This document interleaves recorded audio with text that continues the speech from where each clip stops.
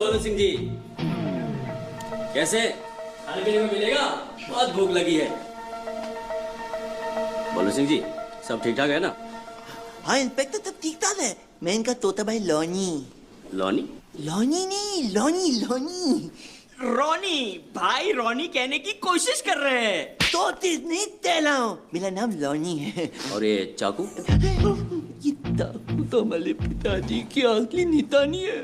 बाबा जी थे प्यार दमातली चाकू से ताते थे, है ना भैया? मैं जाता हूँ, अगले हफ्ते आऊंगा। मुझे एक्सप्लेनेशन नहीं, काम चाहिए। कामचोर, सबको फ्री की सैलरी चाहिए यहाँ पर। जाओ जाकर वीकली सेल्स। हाय,